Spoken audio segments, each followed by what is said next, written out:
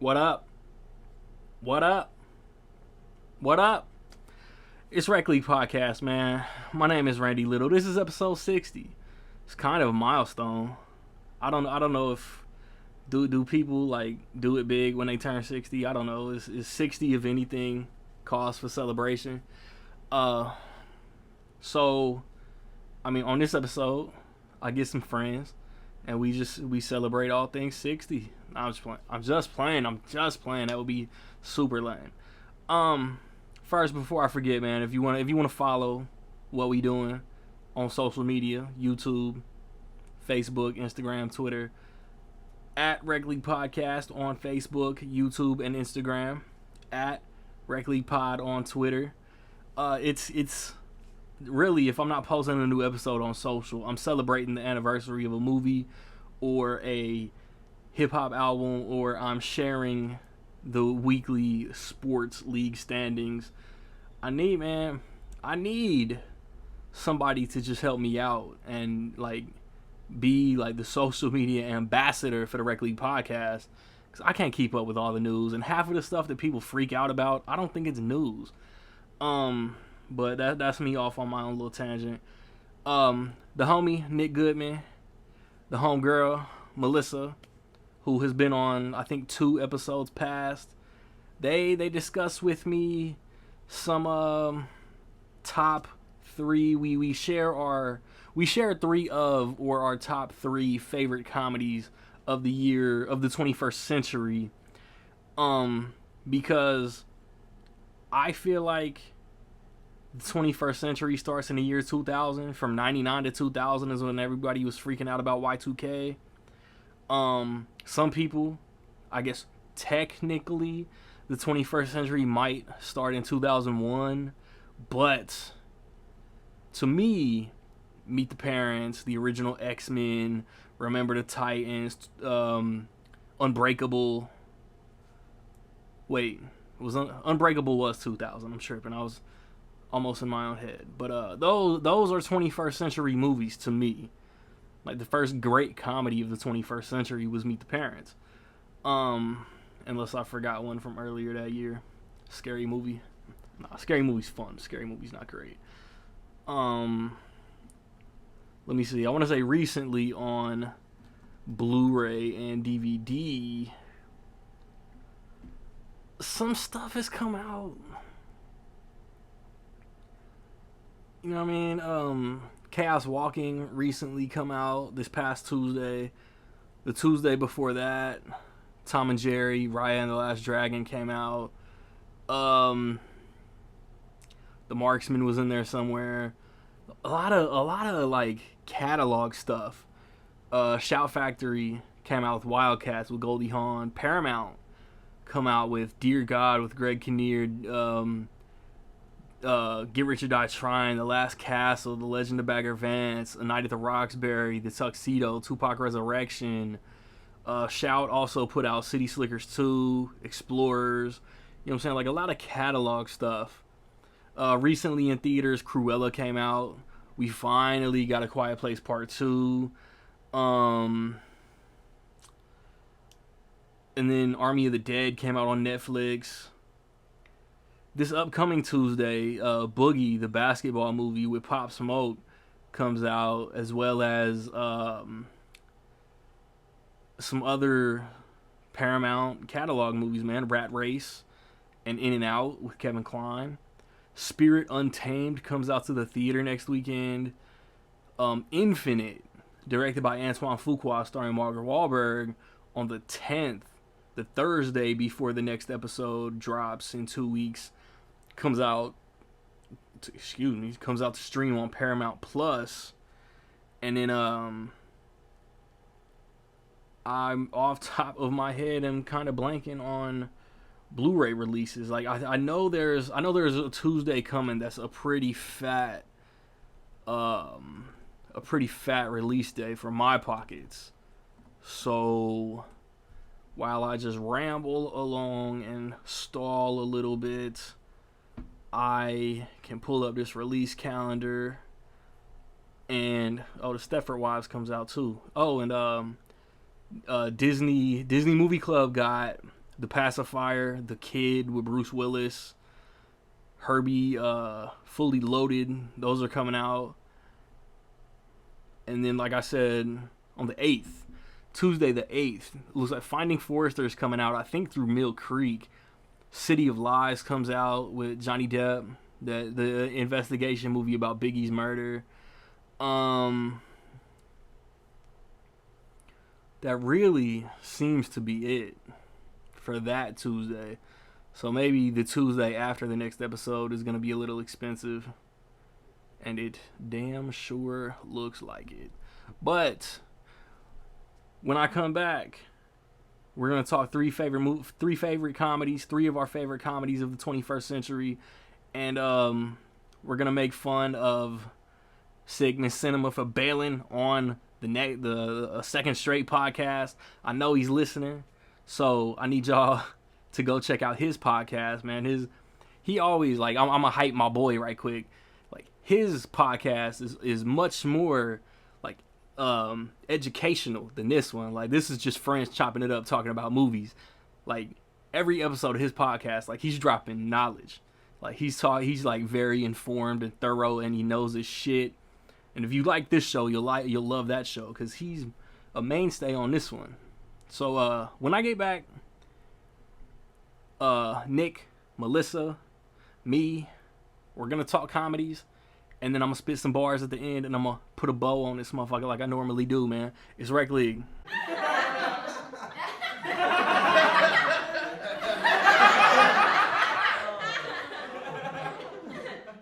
What up, movie nerds? We are back again, and once again we got stood up by Sigmund Cinema. Starting to think he doesn't really like us. But the return of Canada. Welcome, Melissa. Hey. Hello. Bonjour. So what I wanted to start with was what I told, like, after the invite, I asked Melissa, like, hey, watch these trailers. But then, like, 3 other trailers came out. Oh, no, you should have told me. I would have watched them. I completely blanked. So, Hotel Transylvania, Transformia. Is it Transformania? Is that the subtitle? Yeah, it's super smart. For not having Gendy Tartakovsky directing and Adam Sandler voicing Drac, the plot looks funnier than I expected. Melissa, what did you think? Go to Nick for this one. Nick, what did you think? She said, I didn't. I didn't think. I mean, you know me and animated. I'm so sorry, Randy. It's just a trailer. We have a special guest for our animated segments. We should have got him on here. Yeah, we don't need another animated sequel rant. So I would never. It looks fine. I mean, like, I feel like I went a couple months of writing reviews on Letterboxd where I thought I was, like, a good review writer, and then, like, I just ran out of time and, like, got lazy and stopped. And one of the ones I wrote was for the 3rd Hotel Transylvania, and, like, that was what I said. I was like, they keep making these, and they keep making money, and they're all, like, fine. Like, I enjoy them, but, like, it's weird that Sony Animation are just so, like, content with them being, like, fine. Like, which is okay, I guess. Like, they're never, like, trying to push it, like, make it bigger, like How to Train Your Dragon or something. Like, They made a great movie, and they were like, let's make the second one bigger, more characters, and, like, a bigger story. This one, they're just like, what if this time they were on a boat? And, like, this time... a hotel on the water. Turned into humans? And they're like, all right, fuck it, do it. Go, here's money. So, like, yeah, like, it's fine. It's weird that Adam Sandler isn't voicing what's his name. Like, I need to know the reasoning. Like, it's the last one in the series. It's like a CWDC show when one of the main actors just decides to bail. Yeah, that's... I mean, I'm sure it'll be fine. Like, I won't care. Little kids will not care. No. But, like, it's weird. Like, it's weird. I'm sorry. It's weird. Selena Gomez wasn't busy, but, like, Adam Sandler was. Right. It's weird. It's weird. All right, Adam's probably trying to do another movie in Hawaii or something with his friend. Yeah. He's like, I'm way too busy. Isn't he doing like a I don't know if it started filming yet, but didn't he get announced for like an astronaut movie for Netflix or something? That sounds good already. It sounds legit. Like it's not Happy Madison just stuff. Isn't it him and like Carey Mulligan? Yeah. Even if it was Happy Madison, I'd still be down. Yeah, I'd still watch it. But then it would probably turn out like Herbie, what's his name? Herbie Halloween in space or something. Right. Yeah. It would just be another one. Kenan Thompson voicing the moon. I'd watch it. That's awesome about the astronaut thing. I'm gonna look into that. Thank you. Okay, and the Eternals trailer for the MCU, the next Marvel movie after Shang-Chi, also had a trailer. I did watch this one. This, like, I think it looks great. Like, this was my least anticipated Marvel movie because, just like Guardians of the Galaxy, I know nothing about these characters. I know the cast is great. After seeing the trailer, like, it's still my least anticipated, but I'm excited. So Melissa, this one is not cartoons. Yep. How did you feel about this? It's Marvel, right? Yeah, I'm about to say you're not a big Marvel person either, though, right? I love Gemma Chan. Yeah. This is my contribution to this discussion. I think she's fantastic. I can't wait for the Crazy Rich Asian sequel. I hope it comes out. She's supposed to be the star. That'd be cool. I love her. The cast looks amazing. I'm like you. I mean, I don't know anything about these characters. I love that it's so multicultural. Looks good. Nick? It was a great trailer. I feel like I was watching the trailer with something in my head. Randy, you said one of these episodes, I think when we were talking about the Shang-Chi trailer, you said something about it taking place during the blip. That's what I heard. And I was like, oh, that's cool. I watched heard the Eternals trailer knowing what I know, like, kind of limited about the Eternals, and they were like, we've never interfered until now. I'm watching the trailer and I'm thinking, what if this takes place during that little 5-year gap? Like, well, I don't know. Like, what if they were doing something? I don't know. But then the end, they make a little joke about Captain America, and I was like, I guess I'm dumb. That's post-blip. But I enjoyed the trailer, and it looks Chloe Zhao doing the direction and all that. Like, right, I forgot. That's right. Just looks like artsy. It looks really pretentious, and I'm just like all about it. I'm like, ooh, I need a stuck-up pretentious Marvel movie. Yeah, about to say the MCU could maybe use a little pretension. Yeah. It's about time. Like, we're past due. Like, we've done Ant-Man and shit. And it's like, I need like an artsy, like snobby. We've got our heist movie. We've had our spy thrillers. It's time for some snooty, pinky in the air MCU. What's the heist one and what's the spy thriller? The first Ant-Man is technically a heist movie. Okay. And then Captain America: The Winter Soldier is what I call the spy thriller. Oh, interesting. Is Eternals the movie that what's his name? Kumail got all buff for? Yeah. Oh, and Nick, I saw like some stupid like fan theory that like there's like the Bollywood wedding thing that maybe in Spider-Man: Homecoming that's what Tony Stark was doing. Oh yeah, because he was like wearing. Yeah. Did you guys see the latest picture of Kumail? Like he looks insane. His hair is all nut. Yeah, like he won't stop. He got jacked. Yeah. Are they already filming the sequel? Is that what's going on? I don't think so. No, but now I kind of want Stuber 2 with him jacked next to Bautista.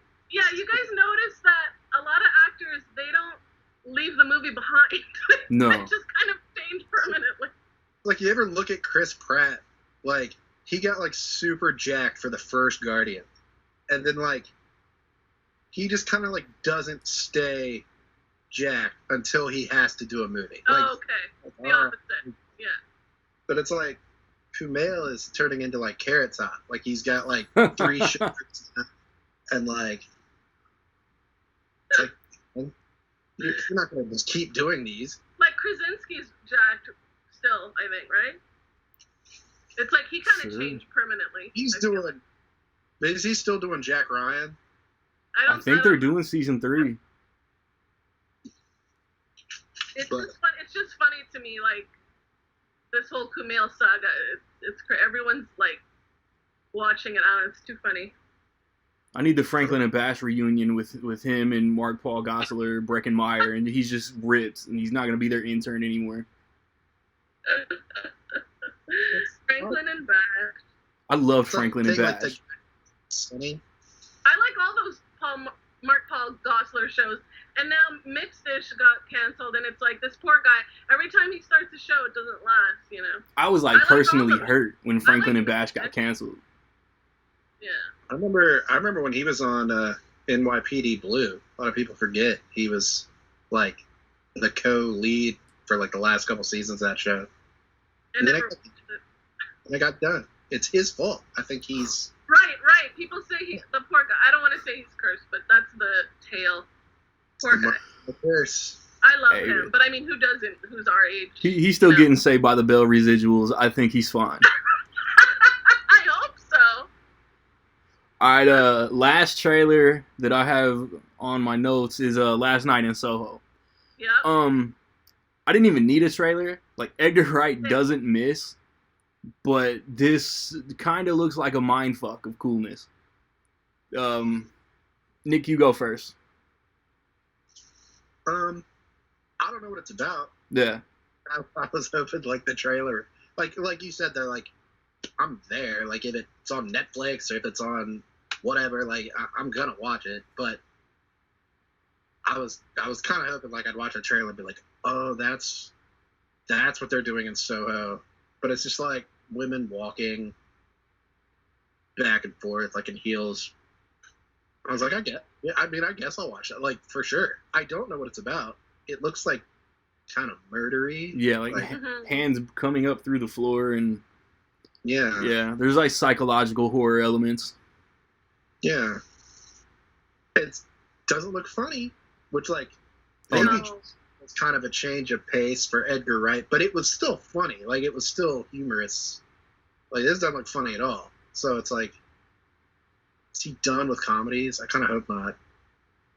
But at the same time, like, no, I mean, what Shaun of the Dead was like that horror comedy, Hot Fuzz action comedy, World's End sci-fi comedy. Scott Pilgrim was like geek, video game, a little bit of everything. And then Baby Driver was the heist action comedy. So now he's psychological, fatal murder comedy. I was like looking on my James Bond list on Letterboxd, like when did Thunderball come out? I need to know when this Last Night in Soho takes place. Yeah, I saw that and I was like, so it's gonna be like 70s or 60s. I think it's like 63, 64. That's all I know. That's all I know about it. I can just be like, I think it's gonna take place. Is it England? Possibly. I think it's in Soho. I think it's pretty safe to assume it's going to take place in Soho. Yeah, but didn't everyone have, like, a British accent, or am I wrong? I thought maybe there are Sohos in other cities. Yeah, that's the thing. Was there any dialogue? The one girl is, like, German. She's from Jojo Rabbit. Thomasin McKenzie? Yeah. I think she is. Maybe she was super good in that movie. But I'm pretty sure she was in that Shyamalan trailer, and she had an accent in that. Old? Yeah. She was the, Daddy, why are you looking at me like that? Is that one of the trailers you were talking about, Randy, that just came out? Yes. Yeah. Not to jump ahead, but she's busy. Booked and busy. Yeah. I mean, I'm excited. Like you said, like, I'm not going to have time to do a full Edgar Wright rewatch. Yeah, it's in October. Which, kind of sucks. I wanted to. Smaller filmography, and I would like to do that. Is that movie coming out on streaming in October? I don't know. Theaters. It might. Yeah, it might just be theaters, but it's after July. You'll be fine. Do you see the? Not to. Sorry, but I'm like, did you see the Quiet Place box office? Not yet. It's really good. Right, good for him. It's like pandemic good, or it's like no pandemic and it's still pretty good. Yeah. They were projecting like 30 million for it, and Friday to Sunday is 48, and they're thinking 58 through Monday. Wow, Good good shit. for him. Yeah. They said it was tracking for like 60 before the pandemic. They were like that maybe 60 something. So they said we've officially gone from good for the pandemic to just like good opening. Back on track. It's great. So, Melissa, Cruella? let's get your last Yeah. night in Soho thoughts before we get too off track. Yeah, No. I kind of wish I didn't watch the trailer, to be honest, but it looks good, because I'd like to just go in, but Yeah. what I thought was cool is that it looked like so many different genres. At first I thought it was just like a time travel movie, period piece, but it's also, like you said, some kind of horror element at the end of the trailer. So I kind of like how, it's music, it's time travel, it's period, it's horror, it's a jumble of everything. I like when movies try to do that. It's interesting. It's very different. For I don't sure. really know Edgar Wright, though, I'll be honest. I think I've just seen Scott Pilgrim then. He doesn't miss.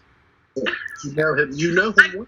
I As, tried Baby Driver and I was like, this is not for me. I'm sorry. as Twitter puts it, Edgar Wright understands the assignment. Yeah. I know. That's- People love him. I don't know if his hate- movies are that violent or bloody, though. They're always fun. Baby Driver. It's It's super. nothing for me to pay attention to. I was like, I don't get this at all. I don't get it at all. Pay attention to Isa Gonzalez, like most people did. Who did he play? She played John Hamm's girlfriend. Okay. She. I thought you said Isaac, so I'm like, oh, okay, No. cool, yeah. I don't even know if I say her name right. Oh, Isaac. You're like, no, him? Oh, no, I love him. Exactly. No, that was great. Or Jamie Foxx, or like John Bernthal said that you're not going to see me again, and that he wasn't in the rest of the movie. I turned it off way before we got to this point. It was amazing. I was like, he's driving, he's a baby. This isn't the boss, baby. Come on, man. Like, get out of my head. You're stepping on my toes. It's right in the title. I should have known. Family business. So, surprise left turn. This show is now going to be A Quiet Place Part 2 spoilers. Shut up. Yeah, I'm just playing. Yeah, come on, you wouldn't do that to me. So many to But talk you about. guys liked it, right? That's all I want to Yeah. know. It's a great continuation. That's why I'm happy that they're making money, because if they put out quality, good. They should get it back. And like, not to be that guy, like there's somebody that's like, but like, it's one of those things where everyone's like, see it in the theater experience, and I'm like, yeah, That's yeah, Randy to me yesterday. like, but some movies everybody's just like, run to your theater, and I'm like, for people who enjoy being in the woods, I should mute myself when Nick goes on a rant because I love it. but like in the theater, like watching it, like when I left, I was like, dude, I can't even imagine watching that at home first. Like, I guess I can. Like, I'm not a baby, but like, I saw it in the IMAX theater, and it was like loud, and everyone was like not talking, which was really nice. Oh, that's Yeah. good. And so I was just like, Because they're the real film heads. Like, they're serious, right? yeah. It's like I watched Cruella in the theater, and that was fine. I could have watched that at home and like felt the same about it when it was like, Right, I would have been like, Right. that was that. I've heard that about A Quiet Place, that the theater experience is so interesting. Yeah. I don't know, like, it's because maybe quiet's in the title. People just shut the fuck up and lock in. It's Yeah. great. Every movie should be called Almost Quiet. Like, you feel like you're part of the movie because you're also being quiet and you're scared to make any motion and draw attention to yourself. I thought that was really interesting. We've all kind of lived it over the last year, sort Right. of. Right. It's like, we've all been just sneaking around, like, Like, I want quiet in the title of every movie, just as a social experiment. Spirit Untamed Quiet. Yeah. The I hitman's went- quiet's wife, bodyguard Quiet. And you can also put Don't Kick the Seats in the title. Yes. quiet Avengers, don't kick the seats. Yes. It's like, ooh, I love it. I'm going to this one, yeah. Yeah, I'm going to go to that one. Y'all can go see whatever. Like, everybody might be civil if the title just says Quiet. see it. I haven't been to a theater in so long. You know, it's something to work towards. Dude, the theater's my second home. I'd live there if they let me. Yeah, you never stopped going, I don't think. I mean, yeah, I stopped going when everybody had to. From like March of last year, like Bloodshot, The Hunt weekend, because The Quiet Place was the next weekend, to when my theater opened back up, and I think the first movie I saw back was either New Mutants or like The Empire Strikes Back. But late August, early September, yeah, I've been back in the theater. So you just missed that big summer chunk. Yeah, it was really just that. Because, like, I only have Regals around me, within 10 minutes. And Regals opened up in, like, August. And I ran back. Like, I was like, I don't even care. Like, whatever. I'll wear my mask. I don't care. And I saw, like, 3 movies. I saw, like, Unhinged, Tenet, and New Mutants. And I feel like that was it. And then Regals closed again. And they just reopened, like, maybe 2 weeks ago. And I went. The Quiet Place was my first time back to a Regal, because I've been going to the AMC downtown. It's about 25 minutes away. And, like, saw A Quiet Place on Thursday, and then saw Cruella at the same theater on Friday. And, like, the same dude was at the counter, and he was just like, oh, hello. Like, he was, yeah, they're weird. And he was just like, oh, hello. And I was like, yeah, you're going to be seeing me a lot now that y'all are open. I used to be like that. I used to be that person. I mean, like, to me, it's so normal now. But when I tell people, like, if I'm on a dating app or something, or if I'm talking to a new girl, like, at work or something like that, like, I'm like, yeah, I'll see. I got movies to see. And they're just like, what? You're busy? That's what you're doing? And I'm like, well, yeah. It's Cruella. It's like it's some stupid movie that, like, no one else cares about. Like, yeah, the boss. I was gonna say, but I didn't want to be mean. Yeah.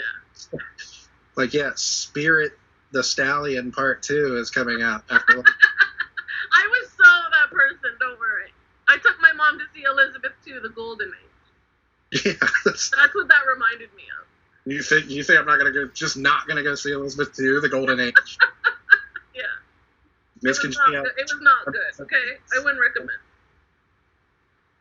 Miss Congeniality 2, Armed and Fabulous is playing. Yes. Okay. Yeah. Okay, so for the real main topic of this episode, was the article from Variety? I think it was IndieWire, if I'm not mistaken. Okay, IndieWire just come out and caused a Twitter natural disaster among movie fans, film Twitter, fans, if you will. Yeah, that's Sideways, starring Paul Giamatti, directed by, I want to say, the dude who directed Downsizing. Alexander Payne, that's his name. I could not pull it on my own, thank you. Was the funniest movie since the year 2000, or of the 21st century, as they call it. Now, real quick, did they say, I did not read the thing, but I was like, you just hear it from people and you see it. I didn't read, like, their thoughts. I mean, I imagine they gave little blurbs. Did they say that wholesale, that is the funniest movie since 2000, or that it was I think they might have put it as number 1. I think it's like, it was a list of the funniest movies, and that was number 1. Translation was number 4. I'm not going to go on my rant, but come on. It was in the top 10. Were they saying, I almost wanted to ask you this before we did the thing, because I was, like, going back and forth. Did they say it was the funniest, or was it... okay, they said best comedies, and they had a blurb, like you said. Sometimes comedies aren't funny. Like, what the hell do you think it means? It's like, I would say that, like, Sideways is a better movie than The Hangover. But that's not the assignment. False. Hangover is absolutely funnier than Sideways. So it's like, True. Are we doing that? So I was going back and forth in my head. I was like, is Shrek comedy or is that animation? Both. It can be both, right? I mean, I don't like Shrek, but... It can't be comedy if it's in color. Well, I didn't include any animated movies. I was just like, I'm sticking. Yeah, neither did I. Mine as a comedy. There are funny ones, but Shrek just didn't do it for me. I'm sorry. That's my 20-year-old opinion on that. Are you one of those, like, that dude that was, like, put out that hot take article on the anniversary of Shrek? Shrek is the word with not funny or it doesn't hold up. And I just didn't like it when it came out, so I have no idea if it holds up or not. I don't know if I liked it when it came out. It grew on me for sure, and by the time Shrek 2 came out, like, I was ready. The cult is very big on that movie. That's what I know from being online for 1 minute. It's like all Shrek. I don't know what it is. As a Mike Myers fan, it's crazy that you don't like Shrek. Yeah. I think Shrek, not to keep talking about Shrek, but I think it's a masterpiece. I think it's amazing. It's hilarious, hysterically funny. I think it's great. If we were doing animation, it's easily top 5 best of the last 20 years. But, like, it's like weird, like, ironic popularity, like a kind of ironic popularity. I don't get it. I'm like, it's funny, but it's like, I don't want people to, like, lose track that it's actually a great movie. I think probably one comedian started it online and it just really took off. I used to follow this guy, James something, and it was just constant Shrek memes, and he was huge back then when people did not have a lot of followers. You know, he had thousands and thousands, tens of thousands, right? And it's just a big thing on weird Twitter. I don't know why. He was the Shrek comedy guy. Like, he was like, this is my lane. Think he's compensating for something. All right, I like going. Yeah. Salute me. Shrek jokes. Throw in the Shrek quotes. I like going 3 through 1. So, Melissa, if you want to start with number 3. Okay, so we're talking what we actually think are great comedies of the 21st century. Yes. And I have so many, so I'm not going to do top 3. I told Randy, because it's so hard to decide, and I think, you know, I bet Randy will already talk about some of mine, and I kind of think everyone knows, you know, Superbad was mentioned in that article, obviously, School of Rock was mentioned in that article. I think School of Rock, that's my favorite movie of the 2000s, period. But I'll talk about, so I do my third first? Yeah. So I'll say Semi-Pro. I want to give a shout out to Semi-Pro because, you know, I think it has a really bad rating on Rotten Tomatoes and it didn't make much money. And Will Ferrell doesn't need my help, obviously, but I love Semi-Pro. I went to the theaters to see it and I was with one of my girlfriends and we were dying laughing. It was the kind of movie where we were laughing hysterically, could not breathe. Every time Will came on screen and did something, dying laughing, falling out of our chairs, holding on to each other, trying to breathe, finally catch your breath, he comes on and does something else, we're dying again. And the funny thing is, I actually wrote a full review back then, so I don't remember, but in my review it said that no one else in the theater was laughing but us. It was just us two dying laughing. So I have a very big place in my heart for Semi-Pro. And the funny thing is, you know, I watched it maybe the next year or so, and I was like, this movie's not that fun. What was I thinking? But then, you know, I've watched it recently, and I was like, I still love this movie. I'm very fond of that movie. So I just wanted to give a shout out to Semi-Pro, 2008. Like Randy says, great year for comedy.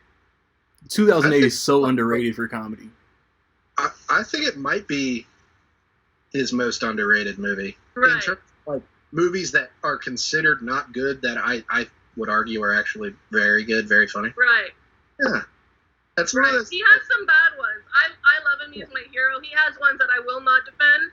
But yeah, that's why I wanted Holmes to and give Watson. a little shout out to that one. I agree with you.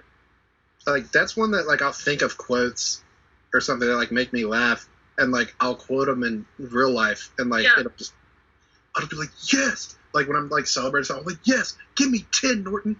Everybody eat shit! And, like, everybody just, like, stares at, like, what are you doing? And I'm like, oh, Semi-Pro? Yeah. What's the one you won't defend? What's his horrible one? Let's put it out there. Oh, God, don't get me started. Holmes and Watson, Yes. Land of the Lost. Yes. One of my friends likes The Campaign. I hated that. I thought The Campaign was pretty funny. No, The Campaign is the one where I was like, is Will Ferrell starting to lose it a little bit? Right. Well, The Campaign was funny. Land of the Lost has its moments. It's not good, but it's not horrible. Holmes and Watson is one of the worst things I've ever seen in my life. I'm so angry. Theater was like getting punched in the. I was like, yeah. Ooh. I took my family to see that for Christmas. I'll never live it down. You know, my dad will never watch a Will Ferrell movie again. And, you know, my dad, because we were both like, dude, it's the Step Brothers. That was the whole marketing. And I always defend him. I like what's that movie? Sorry, Randy. The casino one. I like The House. The House. It made me laugh. Like, it was fine. I like that one. Chance the Rapper went on this great Twitter rant about critics are terrible because that movie's great. Yeah, like I remember thinking it was fine. I thought Get Hard, like everybody acted like it was I like that one. And it made me laugh. Like stupid. You go into a comedy and it makes you actually laugh out loud. That's worth noting. Yeah. That's why Holmes was so disappointing, because I was like, dude, the only thing I laughed at was like the first minute, just because I was. It Sorry, was which one? In Holmes and Watson. Oh God. He's got a turtle. The girl comes up and she goes, "What kind of dog is this?" and throws the turtle. Yeah. And then he's got the little wheelchair thing on the turtle. It was like a pity chuckle, but I was like, ha ha. And that was it. That was the hardest I laughed through the whole. Yeah. What kind of dog is this? And I was like, oh shit, here we go. My younger brother found a couple of parts funny. He was pretty positive about the experience, but no, not me. I was so upset. I don't know. Yeah, that was. I don't know if Eric and Nick got my semi-pro story. I think I told you, Melissa, how it was like me and my wife was on like one corner of the theater, and there was one other guy on the far side. He was dying. He was laughing at every single moment, like you and your friend. And like we were laughing, like we were laughing, like it's funny. But like we both looked at each other and like looked at him and like it's not that funny. Throwing his hands up, popcorn. But then But then like every other comedy, especially that year, like I was that guy who couldn't stop laughing. Yeah. At like Harold and Kumar, Guantanamo Bay, Forgetting Sarah Marshall, Step Brothers, Pineapple Express, Tropic Thunder, like everything slayed me that year. It all came out that year. It's so weird. Yeah. I heard Pineapple Express. I went with two of my little buddies, and we were those guys. Like we were sitting and watching it. We were just giggling the whole time. And these guys like walked out, and they were like, I know these guys enjoyed it. And we weren't at all. Like we just thought it was really funny. Like we just thought we was laughing and everything because we were children, even though we weren't. Those are all great movies. I mean, I'll argue with you on Guantanamo Bay, but the rest. That's probably the worst Harold and Kumar movie. But I'm sorry, Randy. Feel mad. Really good. I don't know. Like that's my wife's favorite. Like White Castle is my favorite, and like I love Christmas. But there was just Guantanamo Bay was funny as fuck though.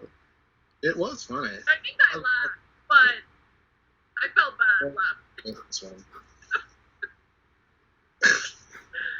It was stacked. I'm so glad you guys at least don't hate Semi-Pro. Nick kind of likes it. Randy, maybe not. I like it. I plan on rewatching it in a few months. Yeah, please do. The only thing with Semi-Pro that I could think, like, maybe at that point people were just over him doing sports movies. People hate him. People hate him, and it's like another sports comedy, and they were like, all his movies are the same, and I would say, no, they're not. They're all different. Like, I like that Andre 3000 was in it. I love that like Woody Harrelson did something against type. It has Indianapolis connections. I like Semi-Pro. Yeah. It's the element of surprise. It's the kind of humor that's the element of surprise. That's why the second time I was like, what? I need distance from it to watch it again because it's just so shocking. I think that's why it really hit me hard and that guy in the theater with you. It's just, it's weird. It's unexpected. The bear, everything. Fuck that spumoni. You said S my D, Jackie. You said S my D. That's like my favorite part. Nick, what you got at number 3? All right, I'm always that guy that does the honorable mention because I don't care. Like, what are you gonna kick me off? My favorite Will Ferrell movie is no one else's favorite Will Ferrell movie. It's kind of like Semi-Pro. It's like there's no one else in the world. My favorite is The Other Guys. That's damn good. The other guys is incredible. Perfect. Like, and a lot of it again stems back to like when I saw it in the theater, and they jumped off the roof, hit the ground. I had to stand up and like leave. Like I was laughing so hard, I like, pulled my shirt up. My girlfriend was like, "Oh my god, stop!" And like my theater has these like aisles, these walls, like go up, so you walk to the end of the aisle. So I walked to the end of the aisle and like laid on the wall for a couple minutes. I was like, dude, I just couldn't stop. That's so good. I don't know. Absolutely brilliant. It cuts to them like there wasn't even an awning in that direction. Like what were they doing? I don't know. Like, and it's nobody except maybe my dad. Like, it's nobody else's favorite Will Ferrell movie. And like to me, every time, like that is just funnier than Step Brother. Everybody says like, oh, Step Brothers is like the almighty. Yeah, that's my number 2. The other guys, but I don't think I can. My number 3. Speaking of 2008, I guess I've got Forgetting Sarah Marshall. Yeah, me and Randy agree with you. Yeah. It's so good, like, I could die. And, like, it's just one of those, like, every time I watch it, I get into it, and I'm just like, oh, I hope they get together. And it's like, I know they do at the end. But it's, like, so entertaining. And the whole cast, like, it's like an ensemble cast of, like, all those people, like, those Judd Apatow people. Yeah. All just, like, top form. And, like, in Paul Rudd, like, even at that point was, like, kind of bigger than the role. You sound like you're from London. Yeah, like he and Jonah Hill just like kill those little roles. Yeah. Oh, funny. Can you list off all the fish that dude rambled out? Yeah, he was like, Nuki Nuki Kapua. To me, that was like awards worthy good. Like some comedy, like comedies just get ignored, and I'm like, well, yeah, you know, Wedding Crashers probably wasn't like awards fair. Like I get it, but it's like. Honestly, me and Randy would give it an award. Yes, Wedding Crashers is on my list. You lock it up. Back in the top 3 is kind of difficult. Wedding Crashers is absolutely on my list. I love it. But I'm like, I didn't expect awards. But like, Forgetting Sarah Marshall, I'm like, dude, this is like, it's like worthy of being in the same mention as like When Harry Met Sally or like all these like classic rom-coms. To me, it's like as good as those. Right. Okay. So. I want Jason Segel's Batman shirt. Russell Brand is incredible in that movie. I quote him so often I can't believe it. That is like a star-making turn. Just because of that role, that's it. Yeah. He doesn't have to do anything else. He's incredible. That's a great movie. He was like perfect in that role, and like his kind of persona didn't necessarily fit some of the roles that he got from that. Like it was let's have him be Arthur, let's have him do this or that, and like that's fine, like that's not his fault, like whatever. But it was like he was perfect symmetry. Yeah. And they did get him to the Greek, which I also thought was great. I like that one too. It was just flawless casting. Like they found him or he found them or whatever, and it was like thank you God for this glorious day. Everything about like the Dracula musical, like, that shit is so beyond funny. Like, I'm pretty sure that got Jason Segel the Muppet movie. Yeah, it's like, it's kind of like a giant real diamond. And he's like, that's like exactly what I'm going for. It's so funny. Like, everything about it is so funny. That's the ultimate male romantic comedy. You know, it's like women all have their perfect description and their Mean Girls, whatever. Like, but I have this theory that just men just relate to it so deeply. Even though it's supposed to be a light comedy, like a lot of guys I know, like, really feel that one. And, great. I just want to say, too, the other guys, that's a 5-star movie. To me, I love it, you know. It's so good. And, like, that everybody... opening is brilliant. It's not Step Brothers. I'm like, it's considerably better than Step Brothers, in my opinion. I just think that opening is so fucking good that it's hard for the rest of the movie to live up, but... It is great. The whole thing, it's just like, I'll quote it all the time. And it's really just me and my dad. I hate Mark Wahlberg, but I love that fucking movie. And I like Daddy Cohen, too. And what makes it work better than most movies like that, like, you'll have, like, buddy cop comedies. like Cop Out came out that same year. Oh. Everyone hated it. Like, I thought it was fine, but like, what Cop Out, you had Bruce Willis, who was not really funny, and what's his name, Tracy Morgan, who was doing all the funny. Yeah. So it was like straight man, funny man. You're right. The other guys, they were both roles. They were both the straight man, because Will Ferrell's like the uptight desk guy. Yep. And Mark Wahlberg's like the serious cop. But they were both funny. Like, Mark Wahlberg's like erratic and crazy and like wanting to do stuff, and Will Ferrell is just goofy. Yeah. Can't to believe do you action. shot A-Rod. I love, and Eva Mendes is in that, and I love that character, Christina or something. Like, I love when women get to have that ridiculous, humorous part. Same with Step Brothers. Before I saw Step Brothers, it was rare that women got, 40-year-old version, it's rare that women get to do that absolutely bonkers, crazy, humorous role. They're always the straight person, right? And I hate that. So typical. But Christina gets to be this psychotic, funny character. I love when comedy. Stupid, or are you deaf? It's like, every time I see that dude with the beard, like, he was in that movie Without Remorse with Michael B. Jordan, and he was like the bad guy, and he was fine. Like, it's not his fault, but I'm always like, that's the other guy's guy. Like, he's the Arnie Palmy guy. I'm blanking on his name. I don't even remember this part. So he was chasing Will Ferrell after they left. Oh, okay. Oh, yeah. I know who you mean. He was in Love, too. He was on... Weird, right? Yeah. Yeah.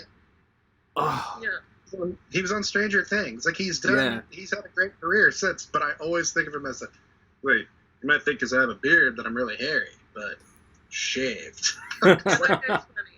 That shit's so funny. No, like Will Ferrell just like oblivious, completely just unaware that Eva Mendes is like one of the most beautiful people alive, is the most funny gag in that whole thing. I love that. Yeah. Her name is Sheila, and anytime I hear the name Sheila like come up anywhere, I'm like, bye Sheila. All right, Alan, whatever. Bye Sheila. And like there's nobody around that like thinks like, oh, the other guys. Oh, that's really. What does he say? He's like, she's cute, okay? Like, that's classic. I know so many guys who have beautiful like wives or girlfriends, and they love that joke. She's cute. Relax. You don't have to lie. She looks kind of shitty. And Eva's oblivious too. It's not like she gets that she's beautiful and sexy, you know? Like, it's so good. I'm kind of mad that these spare ribs taste like a dog's asshole. She's like, what is wrong with you?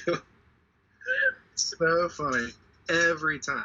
To me, like, that might be number 3. Like, that was the highest one. And I was like, oh, I don't know if that's a great movie. But it's so funny. And, like, nobody really talks about it. Like, everybody talks about Anchorman. Everybody talks about Step Brothers. No, it's just that it's the problem of too much good stuff. Like, I love Will, you know. Yeah. There's just so many good movies that I don't even know if I have a favorite. I think Talladega Nights is better than Step Brothers. I love Talladega. Okay, calm down. Talladega's great. Step Brothers is great. It's better than Step Brothers. I think Anchorman and Talladega Nights and the other guys are all better than Step Brothers. I get it. You don't love Step Brothers, but Step Brothers is still amazing. I love Step Brothers. You obviously never had a stepbrother, and it shows. I do like Step Brothers. I just think in terms of, like, quality... I'm now changing the title of this episode to Step Brothers. Like, what is my favorite Will? It's not semi-pro, but you really got me thinking now, because I have a lot of 5-star Will Ferrell, and a lot of 4.5 that I should revisit. So, yeah, interesting question. Mine are like 4.5s. I so rarely ever give 5s. Oh, okay. I give 5. I'm very easy with that. And then when I do, like, I rethink it forever. Like, I gave A Star Is Born a 5. Like, I just saw it in the theater, was just overcome. It is a 5. It's at least approaching it, I think. I was like, wow, that just got me. Like, everything worked for me. And so I gave it a 5. And ever since, I'm like, scrutinize A Star Is Born. Like, I gave it a 4.5, but it's probably a 5. If you watch it again, and if it still hits us the same, we should give it a 5. You know? I gave that shit a 5. Nice. Yeah, I came out of the theater and I was like, I can't think of anything I would change. That was amazing. That was just whoosh. And now every time I see it, I'm like, She's a little off key there. I don't know. Bradley Cooper is more than worth the 5. The songs are more than worth the 5. Gaga, the acting, that's the one thing I'm a little on. You know? I could live with it. I can live with it too, which is why I gave it such a high rating. But if you want to say what's perfect. But anyway. My number 3. New comedy. A Star is Born. Hilarious. Chappelle, man. Funny. When he finally showed up in the fucking movie, I wanted to stand up and show, like, where has he been? I hate when they try and trick me. Like, Chappelle's in this, and then he's in it for like 5 minutes towards the end. So funny when he shows up. He's the star. He is born. Exactly. Thank you. He's the one that was born. It's like, where is he? I wanted to scream in the theater. They trick you, man. They trick you. They know how to get me. Because I remember, like, he was in the trailer, not to veer up. Much. He was in the trailer, right? It's like, what we do every episode. Like, it was just like, oh, Chappelle's in this. Yeah. I saw the movie Night School, right? With Kevin Hart. I saw that. And funny movie. It was fun. The audience was predominantly, I wouldn't say predominantly, but there were a lot of, in terms of race, there were a lot of black people. Black people. That black people were excited to go see. It was marketed to black audiences, and that's great. It was funny. It was great. Yeah, it's Kevin Hart. Okay. And the Star is Born trailer played before it, and it was not the regular Star is Born trailer. Oh. Trailer starring Dave Chappelle and, like, also Bradley Cooper and a little bit of Lady Gaga. It was a different trailer. What? It started out with Dave Chappelle, like, doing his whole speech from the movie. Like, when I... Yeah, that's the trailer. So I think it's because I saw Night School. I got bamboozled, I got it was a completely different trailer. And everybody was like, oh, okay, oh, look, oh. And it was like, you guys aren't going to go see a Star Wars. Like, you're not going. And, like, the trailer, or, like, the poster, like, he's not even on it. And I was like, y'all aren't going to get see it. I swear it was, like, 90 minutes before he showed up or something crazy. It was about an hour into the movie, give or take. It's ridiculous. Warner Brothers gonna Warner Brothers. It was hilarious. Genius. So, my number 3 is A Star is Born. No joke. Yeah. Sorry, man. Yeah. Thanks a lot, guys. No, my number 3 is Zodiac. Oh, that's so funny. No, Melissa knew I was lying. She didn't even react. I was 50-50. I'm very gullible, and I'm so scared to watch it. I've tried. My number 3 is The Hangover. Yeah. My number 3 is The Hangover. Speaking, we've already talked about Bradley Cooper in depth. Like, they're outside the school, and he's telling the student, like, whatever he tells him, he says, okay, fuck off or get away from me or whatever. Like, that shit was great. Ed Helms being the straight man. There was enough Ken Jeong that he was tolerable. Like, I had a semi-pro story. I have a hangover story. The guy who I told y'all got married a few years ago, I was watching this with him. He's eating Reese's Pieces. Ken Jeong jumps butt ass naked out of that trunk. He starts choking. It's like one of my favorite, like, in the theater memories ever. Like, he just started laughing so hard that he started choking. It's dangerous to eat watching a comedy like that. Yeah. Mike Tyson, like, they haven't written Galifianakis so just, like, on his own. Like, he gets, like, more and more, like, self-centered or some shit with all the sequels. But he was just, like, perfectly funny. The way that Bridesmaids was, like, Melissa McCarthy's, like, star-making role. Alan in The Hangover is, like, what put Zach Galifianakis out there. Like, everybody understood the assignment, and it just worked. Like, start to finish, the outtakes, the pictures at the end. Oh, man, the Hangover is so good. Yeah. No arguments. I hate the sequels, but no arguments. That's one of the top 5 for sure for me. I argue that if The Hangover Part 2 wasn't Part 2 and it was his own thing, it would be just as funny. No, I tried. I can't.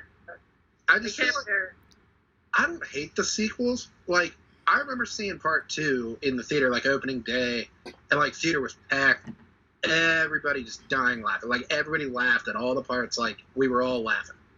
But then, like, you get home, you look at Rotten Tomatoes or whatever, you read reviews, and all the critics are like, it's the same thing. It wasn't. It's like the same movie again. And I'm like, well, I guess kind of, but it's like The Hangover. Like, what are you supposed to do? Yeah. Boffo, like, billions of dollars. Like, it made so much money that they were like, well, we're going to do a 3. So they changed up 3 to, and people like, still hated it. The crowd, and everyone hated it. Like, everyone was like, oh, they don't even get hungover. It's like, yeah, but it's wrapped up the door. It's just well, critics, yeah. I mean, I don't think they watch movies they review either. So half the time. Like, they were just like, whatever. If it's not a drama, you know, or if it's not Tarantino, they're not gonna. They've already prejudged the material for sure. Yeah. So they were just like, oh, Jesus, it's part 3, but there's no hangover? And it's like, well, you said. I don't think I've tried 3, I'll be honest. But I've tried 2 more than once, and I just can't bear it. I'm the only person that doesn't hate 3. Yeah, like, I like the plot for 3. Like, who cares if there's no hangover? I think there's too much Ken Jeong. But it's not, it's also not that funny. Bad. Yeah, like, it just wasn't that funny. I like the story. I just didn't laugh. It's like 3, but it's not even that it's, like, not funny. It's like there's not a ton of jokes in 3. It's like 3 is more of, like, a straight story than, like, 2 is like, oh my god, he's got a tattoo on his face. And, like, oh my god, there's a monkey now. And it's like, 3 is, I don't know, like, they get kidnapped and, like, they're, like, scared the whole movie. And, like... Yeah. That sounds dark. So I'm like, it's more of like it's more like War Dogs, like in tone, like Todd Phillips. Like, it's more like kind of funny, but like not really. Like, if it was happening to me, I wouldn't be laughing. Something else about 1, the soundtrack is fantastic. I love it. It gets me so hyped. I don't even think I like any other Todd Phillips movie, but I really like. Well, is he old school? Oh, that's really good too. He's old school. I love old. That's probably my favorite Will Ferrell, even though it hardly counts. Let me see. He's Road Trip, Old School, Starsky and Hutch, Joker. School for Scoundrels, The Hangover trilogy, Due Date, War Dogs, and Joker. Yeah, no, it's not good. But The Hangover, it's so fucking good. Really good. Yeah. All right, so I'm gonna pause it before we go into number 2s. So, Melissa, your second movie you want to talk about? Okay, I'm going to talk about Central Intelligence. It actually did make a lot of money. Kevin Hart, The Rock, makes sense. I think The Rock pretty much always makes money at the movies. But I never hear people talk about it. Maybe I'm wrong. It came out in 2016. I went to the theater, and I was like, yeah, this is pretty good. And then for the next 2 years, I think I watched it like 6 times. I was always like, I want to watch that movie again. It's one of those movies I'm like, I'm in the mood to watch Central Intelligence again. There's just something about it. It's easy to watch. I love workplace comedy, and Kevin Hart spends some time in his office with his douchebag coworkers, and I love that stuff. And, I'm not really like some huge The Rock fan. I don't know much about wrestling, so... It's not really that. It's just something about the combo, like Nick was saying about the other guys. They're both really funny. It's not like one person's the straight man. Kevin Hart can't be a straight man no matter what. So he's still funny as the typical straight man.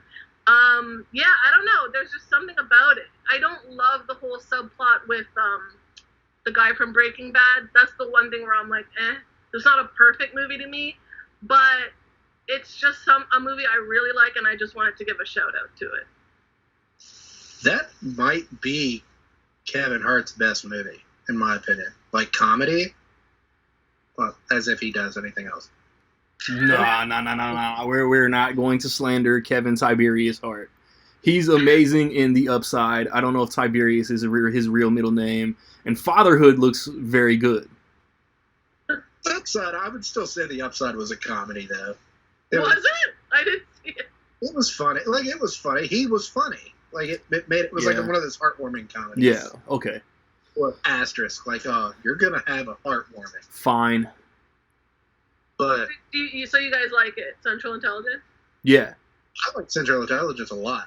Also, Well, to me, the gag reel at the end of Central Intelligence is like one of the best gag reels. Like, it's so funny. It's no Rush Hour 2.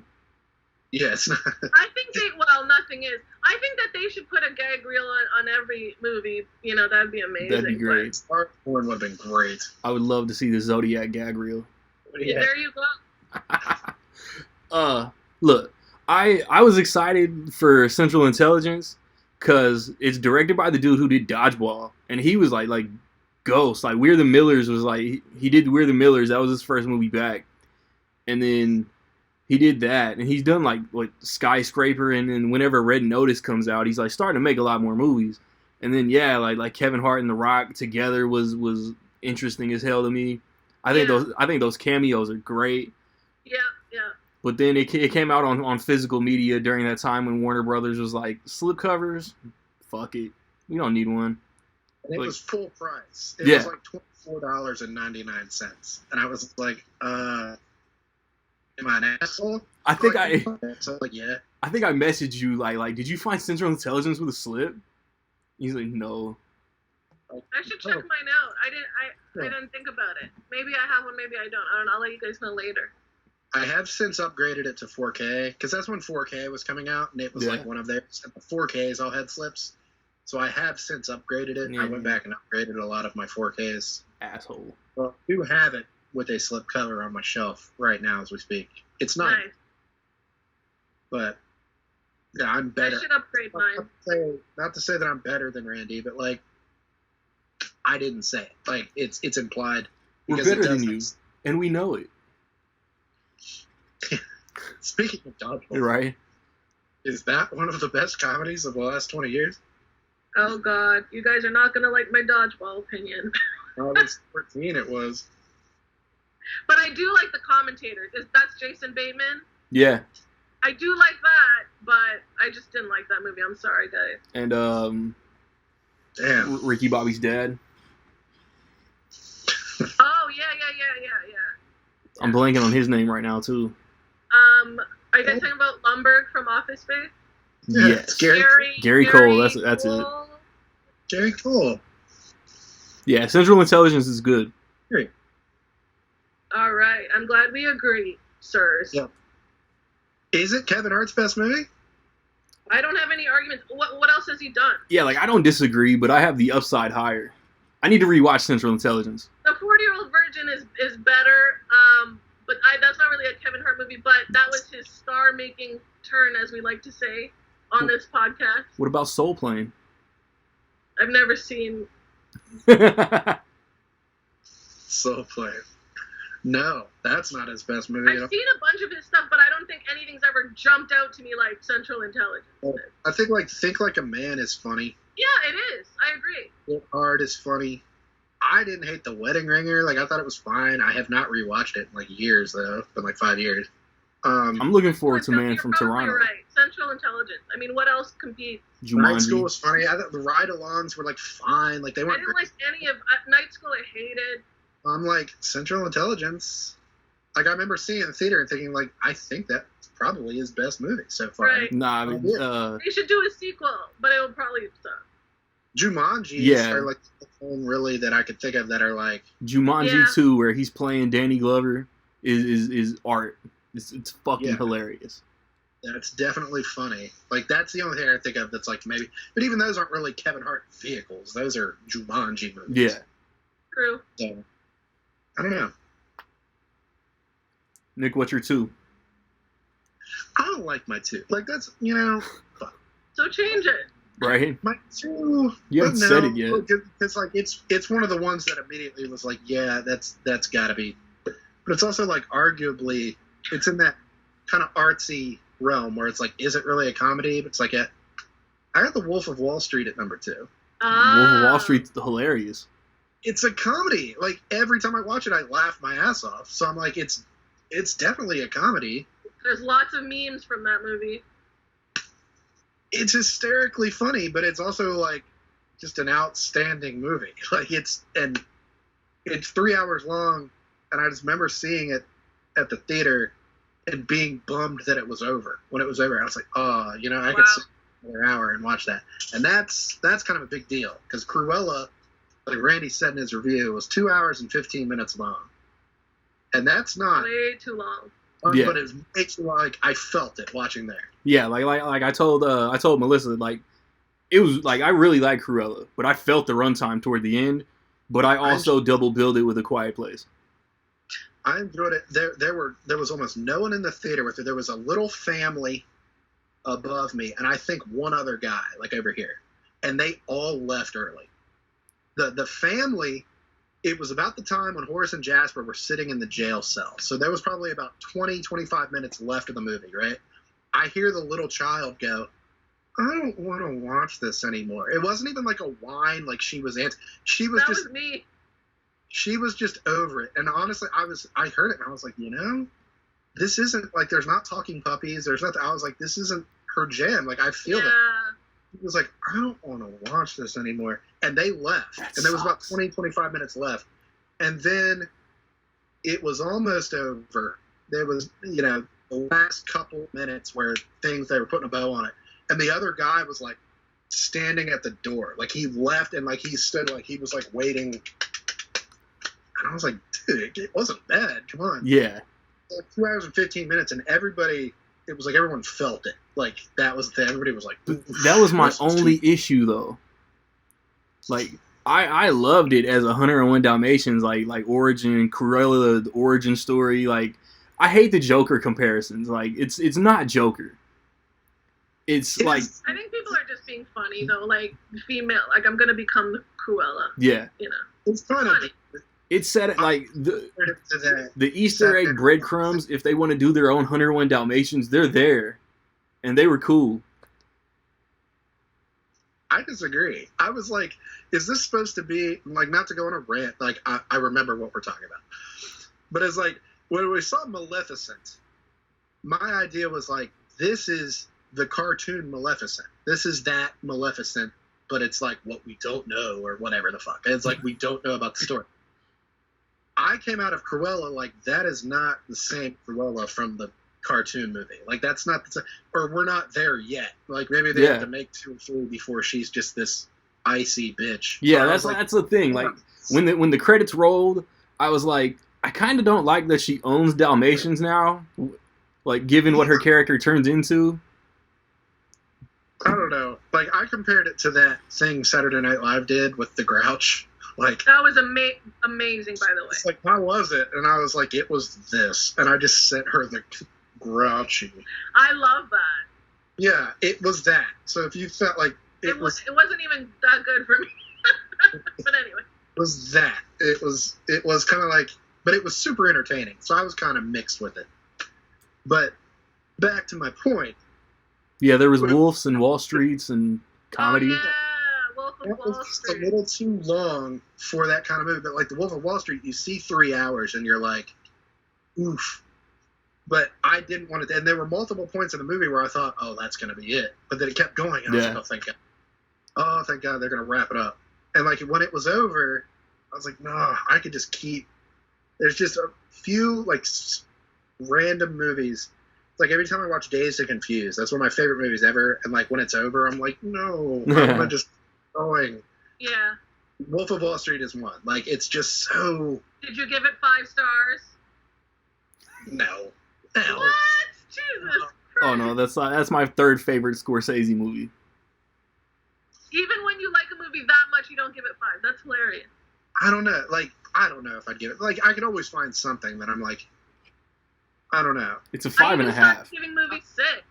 I don't look at a 5-star rating for those and think that's too much. It's just usually I'm just like scared. I'm like scared to give a movie 5 stars. I'm like, was this as good as Toy Story?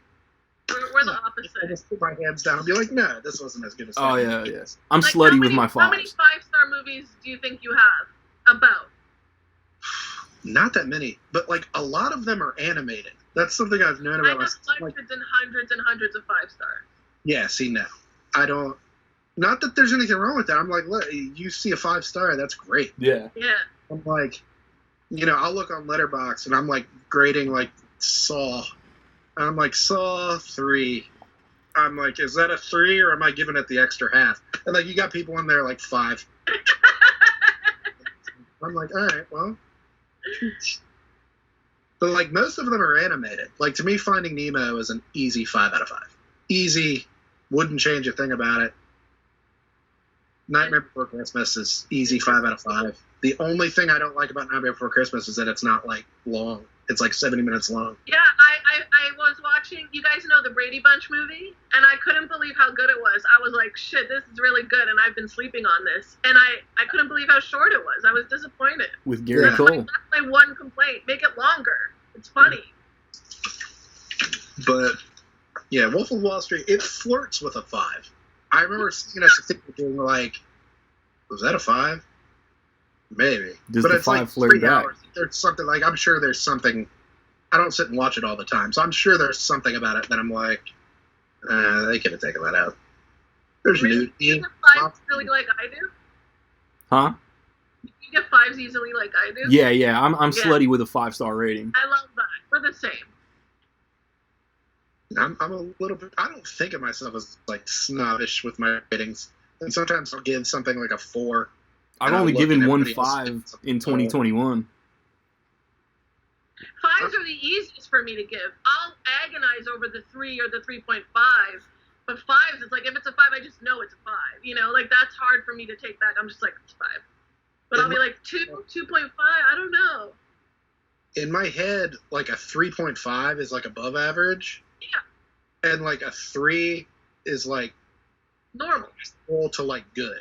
Yeah, And so normal. I'm like, dude, if I'm giving it that extra half or a 3.5, like that means like I liked it like a little more Yeah. than average. And so I'm like, well, if I like that was a 3.5, well, I'm not giving anything a 5. I don't give a lot of 1s either. Like anything below a 2. Oh, I do.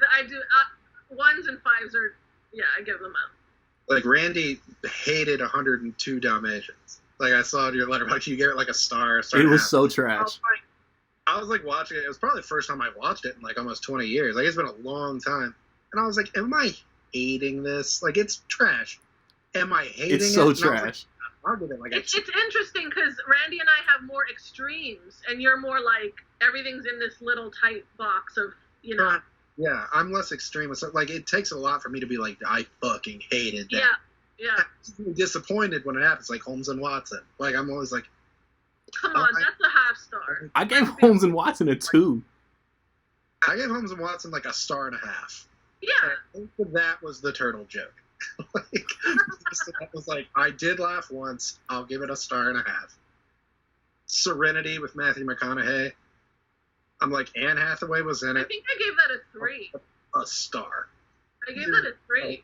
Because I was like, I don't hate this, you know, and I had low expectations. I'll give it 1 whole star because, in fairness, there was no way, like, I knew what the twist was going to be. Like, sometimes you know a twist before it happens. I was like, there's no way I was going to know that twist. I So- never know. That's why I hate spoilers, because I really buy into every movie I watch. I'm always shocked. Like, I don't know. I wish that was. It makes no sense because I watch so many movies, yet I don't really learn from them, you know? It's funny.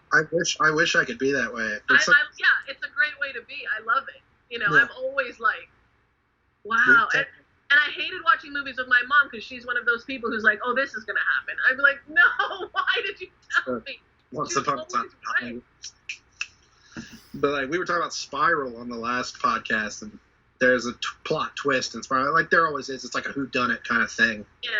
And I called whodunit probably a solid half hour before it happened. I was like, ooh, that clinches it right there. I think my brain protects me. It like doesn't want me to know anything until yeah, it's bad at life.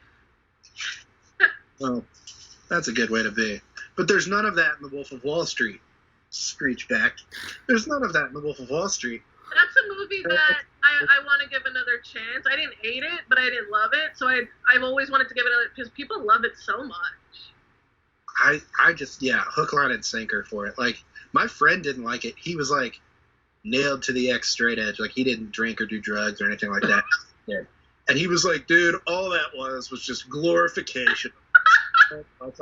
I was like, A, you're a dork. I love alcohol, but the movie was just, I didn't really get why. I think I need to be a guy. I don't know. I'll give it another chance, though. Like, he was like, dude, it was just a celebration of it. And I was like, it was showing that that's just how they were. Like, that excess culture was, like, all they knew. And I was like, yeah, they loved it, but it also... Yeah, like, it also just got them in all this trouble. Like, it was, like, the whole thing. And they had that reflecting moment, him and Jonah Hill, like, sitting... He's drinking, like, the non-alcoholic beer. He's just like, I love getting fucked up. I love it. And it's just like... It's like this reflective here, and it's like, we love it so much, but it's like, look at you versus me. Like, it's ruined my entire life. And get the moods. And it's so funny. Like I said, that lewd... I hope that friend doesn't watch Scarface or whatever. Like, it's so funny that he went on a rant. I have fun watching any movie whatsoever. Like, The Hangover was funny. It's like, yeah, it's a cool opinion unless you watch any movie whatsoever. Dude, that's very funny that he was upset for that reason. He was like, it does nothing but glorify, prostitutes and cocaine. I was like, yeah, those things are awesome, dude. Like, I was like, those things are great. Like, that's the point of the movie, is that, like, they mess with our life. It's so funny. But yeah, and it's a comedy. There's people that would argue that, like, maybe it's not a comedy, but I'm like, it is. It's hilarious. It's just also very serious themes. Margot Robbie, star-making performance, like we've been talking. Yes. To me, that's on my second chance list. It's a great cast. Yeah. I think it's so long, sometimes people just zone out. Like, they'll watch a 3-hour movie, and it's like, dude, I'm not even. Yeah, come on. Just gotta be in the mood and, like, sitting. I want to watch The Irishman so bad. I've tried so many times, but it's fucking long. It's hard, yeah. You gotta, like, commit to sitting and doing it in one sitting. Some people will try to do it in, like, multiple sittings, and I'm like, all right. I just took 5 days to watch a movie. Contact. It took me 5 days. I'm sorry. It's my dad's favorite movie. It's good. I liked it. My dad liked it last night. It's a fucking good movie, but every day I was like, here I have to watch. It was like school. Like, gotta put in my Contact hours. Finish Contact. No words. They should have sent a poet. I used to say that all the time about, like, the dumbest shit. That's pretty funny. That's a good reference. They should have sent a poet. That's my dad's favorite movie. He's the only one. He is the Contact, like... No, I've heard that. I think I watched it because my younger brother likes it.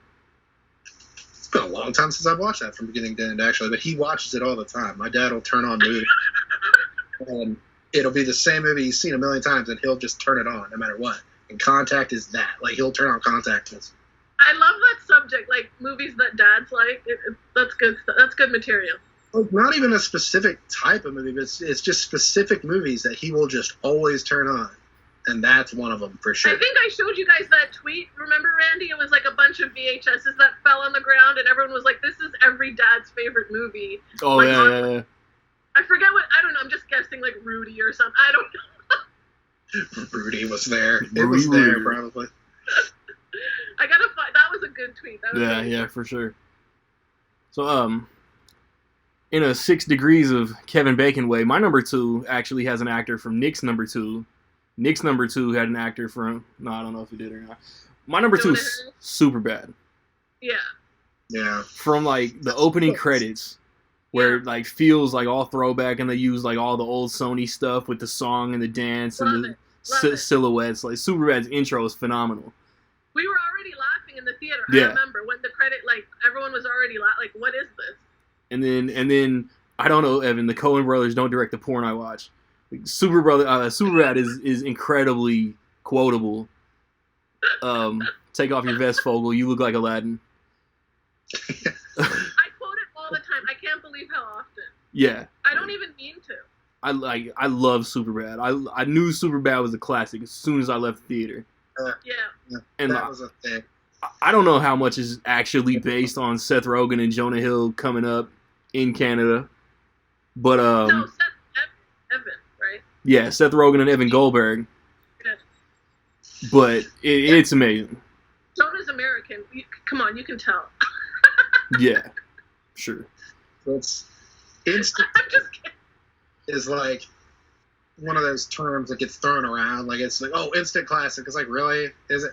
That But one it like, felt that way. Like, you left the theater and everyone was talking about it, and it was like, yeah, instant Yeah. classic. Dude, like Yeah. Superbad was so good that when Adventureland came out and then Paul came out, both directed by Greg Mottola, like I was ready. They were like, yeah, on the Adventureland. I remember feeling like the only one that was excited for that, but it was like, guys, director of Superbad, like, this is gonna be great, and it Really was. good movies? Oh, Yeah, Adventureland is really good. okay. I haven't seen Paul since the theater. Paul was hysterically funny. I remember That's it being funny. My dad Um, thinks Paul is like the pinnacle of comedy. The one thing I always quote at the end of the movie when, no, not the end, sorry. They're at the party and I forget what the girl says to Michael Cera, and he says, samesies? I can't believe how often I say samesies because of that movie. And I watched it one day and I was like, that's where I got it? I say that all the time. Yeah, I love everyone has a favorite. You know, one of my friends loves Jonah and Not the Best. She's like, I love that foul-mouthed kid. Yeah. I still remember what she said when we left the theater. And I was like, I love Michael Cera in that movie. He's so like vulnerable and funny, and he's just so good in that movie. But I tend to like him in almost every movie, so. Nah, like the marketing for Superbad with the trailers, when McLovin is getting the beer and Bill Hader and Seth Rogen are doing their thing, they're looking at his ID, and Seth Rogen says, McLovin, you sound like a sexy hamburger. And that shit killed me. And then it wasn't in the movie. That's the only thing that bummed me out. Right. The sexy hamburger line kills me. Irish R&B I singer. hate when they put good things in the trailer and then not in the movie. That's the worst. Yeah. But Yeah, it's crazy how that's just so good. It's crazy how that Fogel kid never really. I don't know if he did stuff after or. He's been in some stuff. Christopher Mintz He's so Plasse, funny in it. Kick Ass. Yeah, he had a better career than I probably would have pegged for at the time. Like, he did Kick Ass and How to Train Your yeah. Dragon. but he was in Promising Young Woman like last year. Yeah. Like, he's Right. and like, yeah, like you were saying, like Michael Cera, he's not in as much stuff as I think he could be. He No. also has more range, I think, than he's given credit for. Like, Great. he's Did you see Molly's Game? Yes, that's what I was gonna Yeah. say. I never on paper would have been like, dude, Michael Cera should play this. But He's great. the rumor is that he is playing Tobey Maguire, and Yeah. that he's not named, but that's who that's me. And it's like, oh, Tobey Maguire is kind of that same kind of. I think Michael Cera's so talented. What? Maybe he doesn't care. Hold on. Sorry. I'll be back. All right. No. Can we pause it? Nah, I'm not just gonna pause the pod, but yo, like Cut this. Seth Rogen like recently come out with like a book or some shit, and like I Yeah. think there's a lot of like Superbad references or like parallels in it. I kind of want to get that book, but I don't Yeah, know. so do I. So it's like, I know yeah. I'll never read it though. I want to get the audio book because a lot of like his celebrity friends like do like read the shit. There is an audiobook for it? Apparently, Yeah. it's got like a great cast. Yeah. Like Shit. before both It movies, like I audio booked It both times, and it's just Steven Weber like doing his thing for 1,100 pages. God. But Seth Rogen's book has like a huge cast, so it's like different voices. That's kind of funny. Yeah, Superbad was on my list. Like, I made, like, where I just thought before I looked up anything, because I usually don't really need to. But I, like, just thought, I was like, what's on my list? And, like, Superbad was, like, immediate. Wedding Crashers was immediate. Knocked Up was, like, immediate. Borat, Bridesmaids, I Love You, Man is not my number one, but it's, very funny. I feel like people don't talk about it. I like the Barbershop movies. I think at this point are kind of underrated. Like, Yeah. I'm like, everybody likes them, but, like, all three of them were really good. Yeah, And that's really the case. But yeah, Superbad was one that like shot to. I was like, oh yeah, that you have to mention that at least. so we're Two, gonna three. We're gonna jump into number ones. No. Yes. All right. Melissa, what's your one? Can Nick go first? I just have someone dropping something off here. Yeah, Nick, go ahead. Sorry. My number one. Okay, I'll just stop. That like isn't. I'm not even sure if it is number one. I don't even want to say it. I just want to like narrate what she's. Right. But it's another one that like I don't think I would have put at number one. Like immediately, like in my head, like oh, easily the number one greatest comedy. But I was like, I made my list, checked it online to make sure like I didn't miss anything, and like checked it twice. My number one is The School of Rock. Oh yeah. No arguments. Yeah. That's gotta be. I mean, it's as close to perfect to comedy that has come out in like 20 years. Dangerous. It's gotta be. Like, I put it on there immediately. It was the one that immediately I was like, well, School of Rock. And then everything else was like, well, Welcome to the Street. And then, yeah, this and this and this. But I was the only one, like, I was looking at my list and I was like, what would I rank above all of these? And I'm like, School of Rock. Yeah. I mean, it's just, it's like pretty close to perfect. Like, it's a perfect comedic performance by Jack Black. Like, absolutely without flaw. Like, there's not, like, dude, he should have done this. It's like, nope, he absolutely. He should have made a sequel. That's my only complaint. I would have watched a sequel. It might not have been necessary, but, like, there's 1,000 things they could have done with a sequel. Right. They wanted to for so long, didn't they? Do what? Didn't they want to do a sequel and, like, Linklater or the kids or Jack Black just couldn't get on the same page? That sucks. Linklater said something like, he said he doesn't just want to do sequels just to do them. He's like, I don't want to do one just because I would love to work with Jack again and, like, love to work with the kids. He did that trilogy, didn't he? Come on. There should be a School of Rock trilogy. But they were, like, 10, 15 years apart. Like, he was just like, we took years to sit and write those meticulously. Right.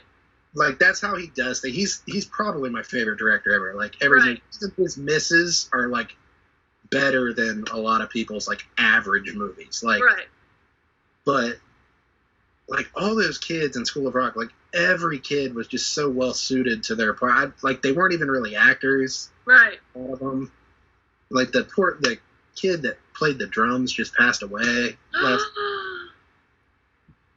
And, yeah, it sucks. Oh, yeah. It's a horrible, just an accident, like nothing, you know. It was an accident, just a horrible tragedy. Oh, God. And it just made me so much sadder. Like, I didn't do an Instagram post because he was only in the one movie, so I didn't want to do, like, an obituary. Like, I didn't know him. But, you know, it was just like, it made me think. And that, I think, kind of attributed to this a little bit. I was like, dude, I've been thinking about that movie all week now. And I was like, that movie was great. Like, I watched it over and over again, and I never got sick of it. Like, same. I could turn it on right now, and I'd just get sucked into it. I was like, it's so good. Same. It's so watchable. It's not like, you know, corny in it, like, you know, Dangerous Minds kind of way. Like, it's not, oh, these kids needed help, and he was the help they needed. Like, no, like, it was just, it's so good. And it's gotten better in, like, the 15 plus years it's come out. Like, totally. I thought it was great when it came out, and I'm like, is 18, this a masterpiece? sir. Masterpiece. Yeah, for sure. I always say about my favorites, I'm like, am I still gonna like it? And I threw it on at my brother's place, and I was screaming, laughing at everything Jack did. Like, I was losing my mind. Like, it's still so good. So the one part that absolutely kills me is when the principal's coming or something, and they all have to fake acting like they're learning, and he was writing, what does he write? E equals MC, and then he puts exclamation point times question mark. Yeah, there's all kinds of shit like that. Like, that kills me. That's so funny. They use the word iconic a lot about things that aren't iconic, like things that are just things. Yeah.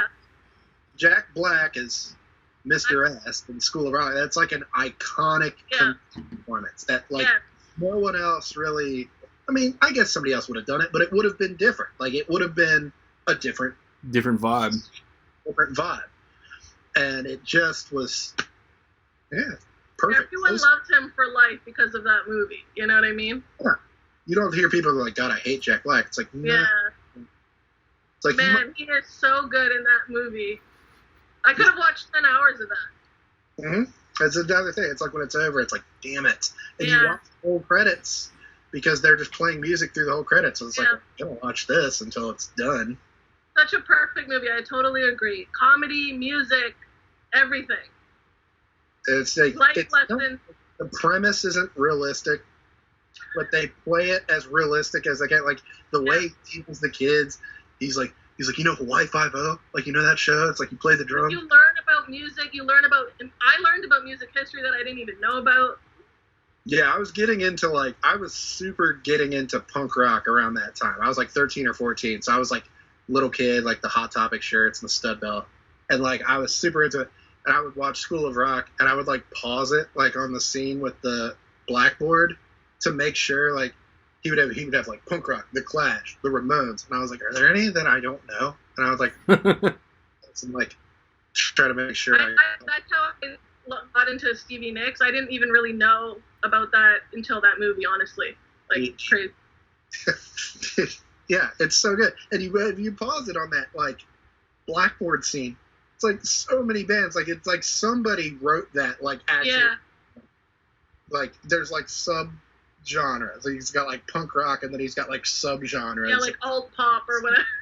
Yeah, and it's like, wow, somebody, it wasn't just some shit. Like, we made this movie for kids. Like, they were like passionate about it and wanted to. Yeah, I mean, there's real relatable stuff in there for anyone who knows anything about music and being in a band, getting kicked out of the band. Like, that's real shit. That's so funny, so good.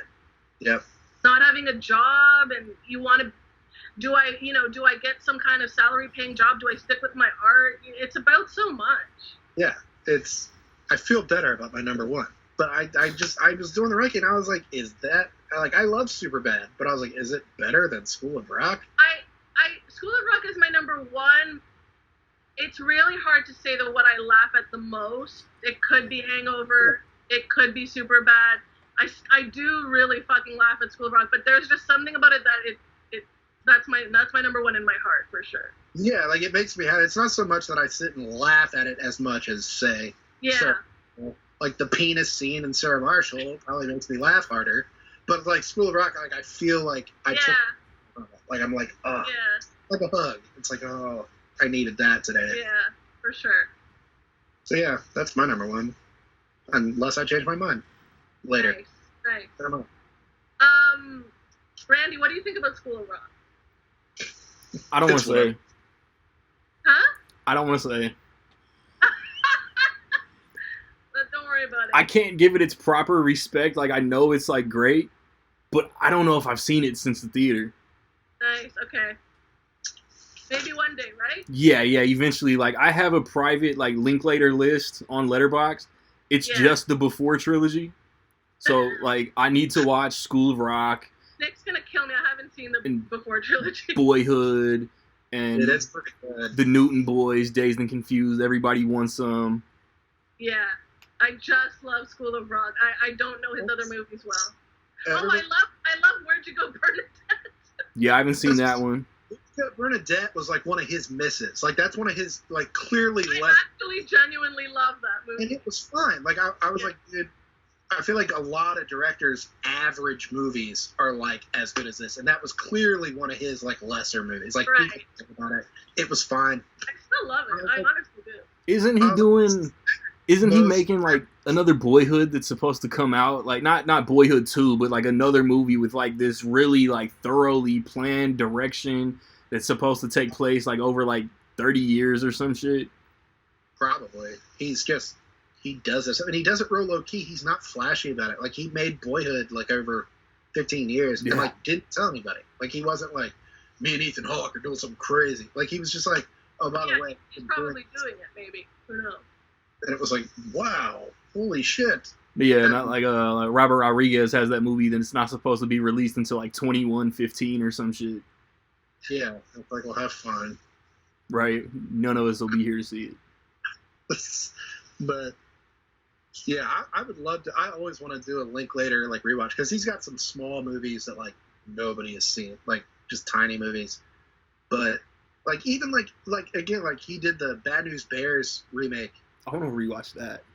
And shit was hilarious. Yeah. Like everybody was like, "Yeah," and it's like probably one of his lesser movies, and it's not really as good as the original. It's like the same movie, but like it's hysterically funny. It's super funny. It was like Who's in perfect. that? Who's in that? Billy Bob Thornton. It was like perfect Oh, for okay. Billy Bob Thornton at that time. Yeah. And it was just kind of like from the director of School of Rock. So it was kind of marketed to kids, but it was also like PG-13, like not for kids. Yeah.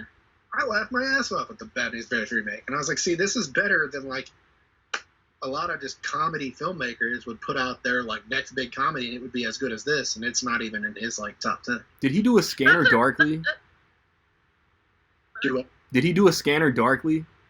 Yeah. And like that's so weird, but it's Yeah. like him. He just has a vibe about his movies. It's like, yeah, he thought this was cool, and it was immediately it's like, oh, this is cool.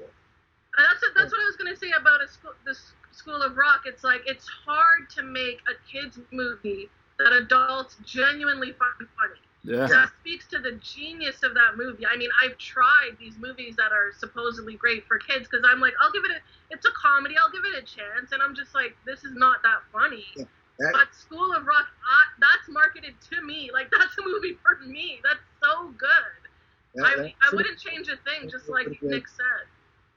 That could have been like a Nickelodeon, like, and then he farts, and then he Yeah. burps, and then like, it would have been like, yes. But like, it's PG-13. Like, It's he exactly my humor. they were like PG-13. There's beer and stuff, and there's some adult humor, but it makes the movie better. It's like I'm not gonna water it down to get Yeah. to by like adding some burp jokes. Like, Like it's how good of a comic is Jack, and the director and the writer, like that, they pulled that off. It's insane. it's so good. I did my whole ranking, and I was like, I loved Horrible Bosses. I thought Horrible Bosses was hysterical. Yeah, so I was gonna say for my honorable mention, that's one of those movies I was falling out of my chair in the theater, dying laughing at. I died laughing at Horrible Bosses. And Yeah. I put it on my list immediately, but I was like, Yeah. what is School of Rock? No. Like, I was like, do I feel the same way after Horrible Bosses? No. Yeah, I rewatched that recently, and I was like, this is damn funny. Like, that's a really good comedy in the past 25 years. Him singing in the chair, going up and down. Like, it's too funny. Like, That's like great. I even like the sequel, and I never liked the sequel. I was funny too. Yeah, I was Horrible like, Bosses 2 is pretty good. people Yeah. still like kind of shat on the sequel, and I was like, I'm laughing my ass off. Am I Yeah. did I miss something? I gave it another chance, and I was like, this is pretty funny. I'd watch this again, So it was Chris Pine going against Type. It was just, Yeah. Yeah, he was funny, and like the camaraderie. No, the actors- Christoph Waltz, right? yeah, him too. the camaraderie with the actors was just like irreplaceable. Yeah. And they did it the second time. Like it made Yes. Yeah. That's a great movie. it. Yeah, on the list, but it didn't crack my 3. I was gonna say that for my honorable mention. My number 1 is the same year, Dinner for Schmucks. This is not my number 1, but I just wanted to give a shout out to it because nobody talks about it. Wait, And my number 1, School of Rock, so I'm glad Nick touched on it. Dinner for Schmucks is so funny. Another movie that I was dying laughing in the theater. I was with a friend. We loved it. We were like, this is hysterical. Nobody, I don't know if anyone liked it. I don't know if it made money. I don't think it did. No one really talks about it in the pantheon of Paul Rudd movies or I Steve think Carell it did movies. bomb. Yeah. And it's a remake, and people hate remakes. You know how people are about remakes, but it's so funny. The cast is insane. Octavia Spencer, Chris O'Dowd, Zach Galifianakis. I love him, obviously. He's always funny. It's a crazy cast. Ron Livingston, Office Space is my favorite movie, so of course I'm always following his career.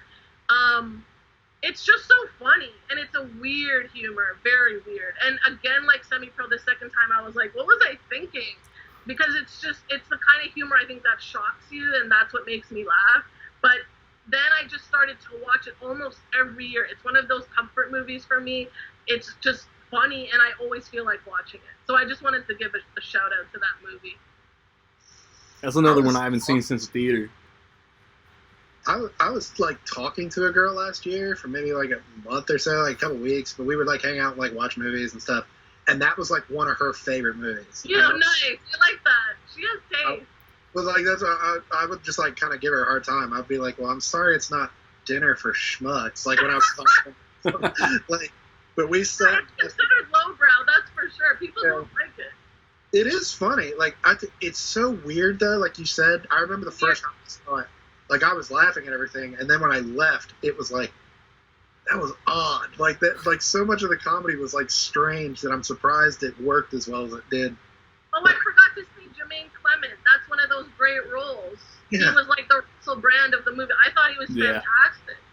Yeah, he's super funny. Like you ever see a penguin mate with a he keeps saying to Paul Rudd, he's like, "Oh, you're a stockbroker," and he's like, "No, I'm not." And then later on, he's like, "This isn't stockbroking. You need to listen." like that kind of joke really makes me laugh. You've been stockbroking too long, Tim. So you're kind of like a stockbroker. He's almost nothing like a stockbroker. Yeah, exactly. I like that. Stockbroker is something like that. Dude, that's that Paul Rudd reaction though. Yeah. Almost nothing like a stockbroker. Yeah. Paul Rudd's comedic timing is unmatched. Yeah, and it's so odd. Like even for that, like he and Steve Carell, I feel like are a specific kind of humor that like being in that kind of movie is like this shouldn't work, but I'm laughing. Like the crazy girlfriend, like being in the apartment, and like Steve Carell, like doing all his weird shit. I'm like, this should suck, but I'm laughing at it. Like I feel like this sucks, but I'm. I normally hate those roles like that Steve's doing. This weird, quirky. Like I normally am like, this is, but something about the humor of this movie really like gets to me. Really makes me laugh. It is funny, but it is. I think that was my whole thing. Like, if there's a ding on it for me, I was like, it's so odd. Weird. Dead mice and like all this. The dinner scene with Octavia and everyone going crazy. Like, it's crazy. Wasn't that Jay Roach? Maybe. I think so. Jay Roach. Like before he started doing his political stuff. Yeah. So was the campaign, I think, was Jay Roach. Yeah. He got kind of a weird career. Right. Did he do Meet the Parents? Austin Powers, the first two Meet the Parents. Wait, did Meet the Parents, that came out in 2000? 2000. I know, but I Googled what the 21st century is. Apparently it starts in 2001. Oh, well then whatever. Nuh-uh. Meet the Parents. That's a great movie. It cracks the top three. Zoolander, that's another one, 2001. That was like a 9/11 movie, I think. I'm kind of shocked Nick didn't have Zoolander. It's on the list. I wrote it down. It's on the list. I quote it all the time. I love it. Can't get enough. It's genius. It's absolute genius. Agreed. Well, speaking of genius, and still doing like the 6 degrees of Kevin Bacon stuff, my number one has a cameo from Nick's number one, and stars 2 of the guys from Melissa's number one. 4-Year-Old Virgin. Absolutely not. That's top 10 though. Sarah Silverman was in a movie that you love. No. That's what I remember about School of Rock is like disliking Sarah Silverman. Oh, I don't like her either. But you're not supposed to like her. Yeah, exactly. Like, yeah. No, I don't agree with this answer. I love a lot of villains in movies. No, but my number one is Anchorman, Jack Black cameo, Steve Carell, Paul Rudd. Anchorman is my favorite comedy ever. No decade required. And it's just like, it's endlessly quotable. It took me a long time, to realize that Brian Fantana was Paul Rudd. That mustache is camouflage. I don't know about that. Steve Carell.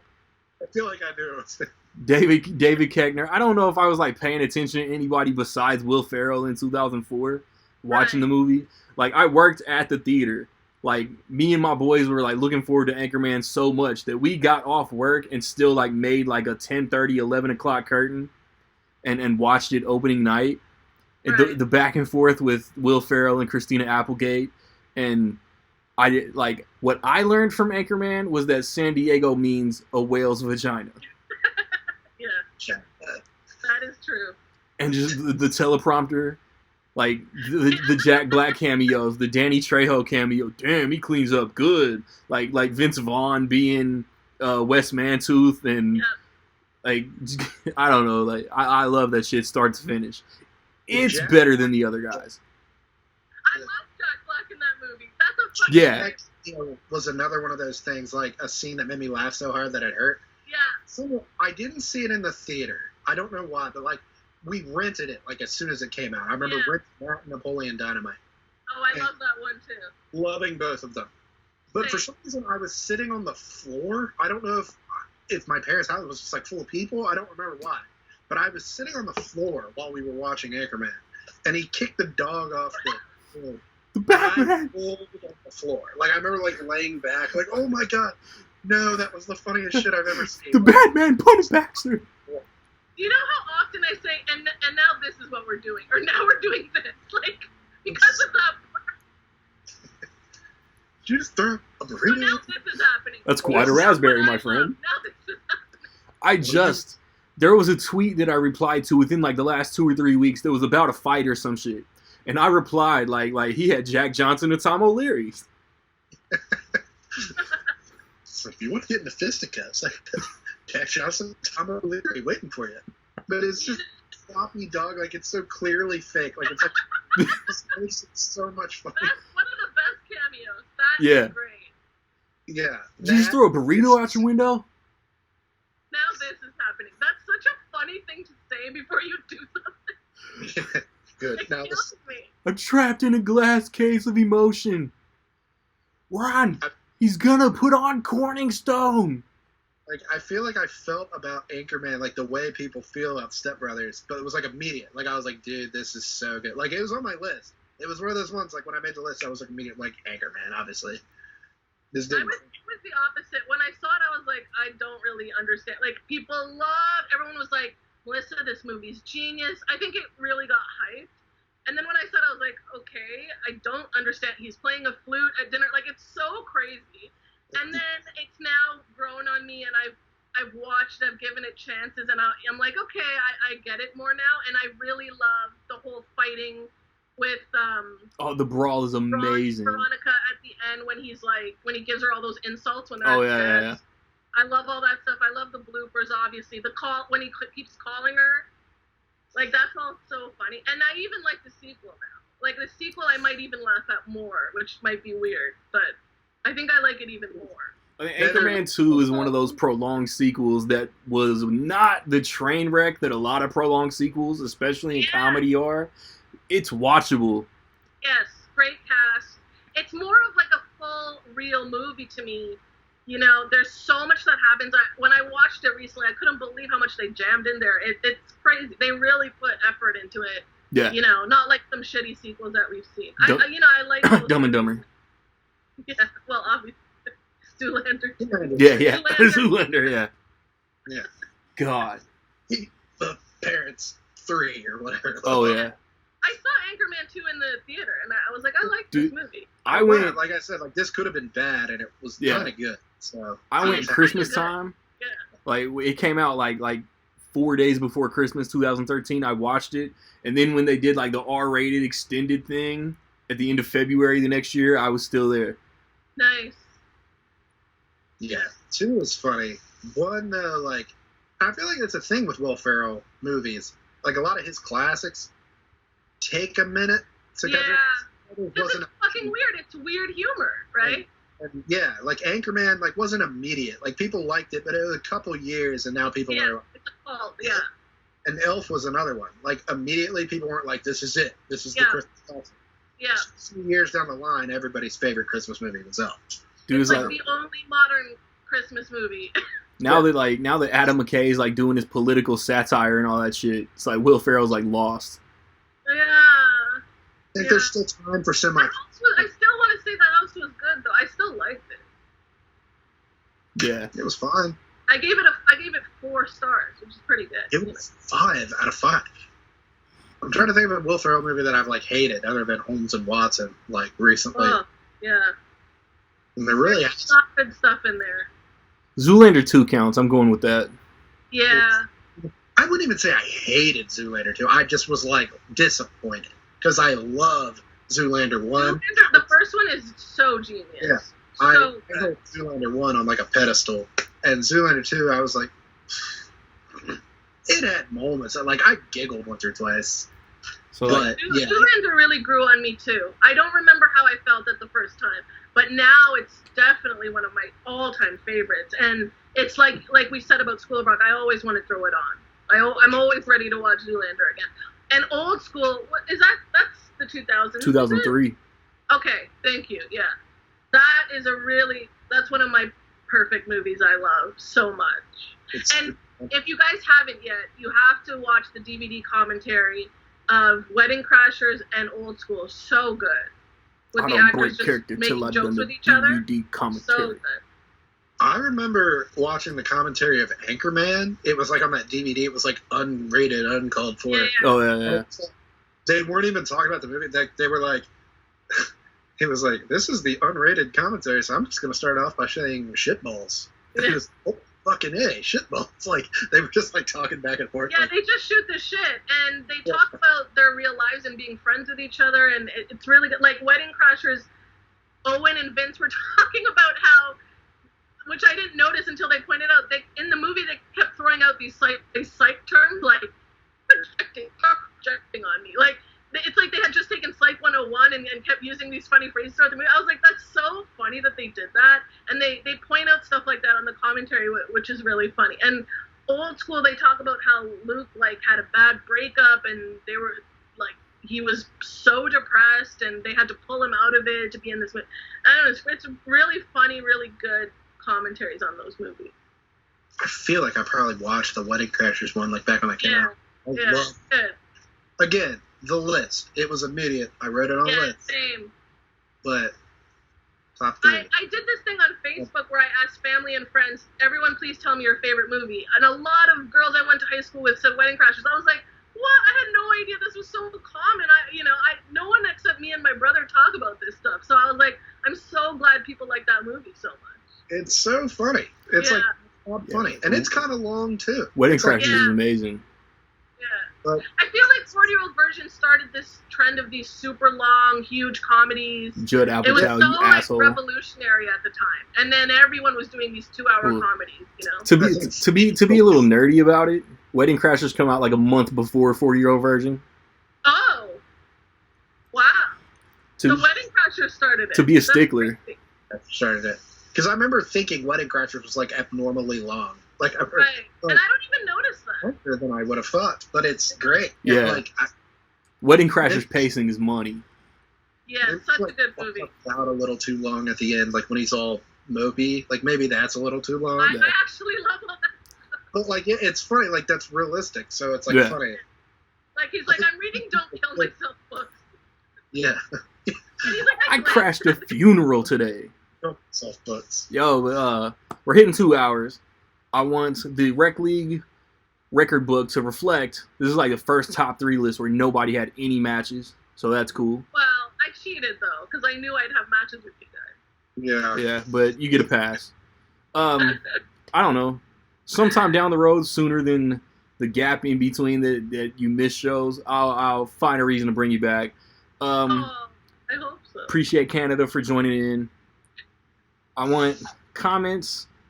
I want to know everybody that's watching, everybody's listening. I want to know y'all favorite comedies since the year 2000, not 2001, not 1999. Okay. And I'll wrap the episode up when I come back, man.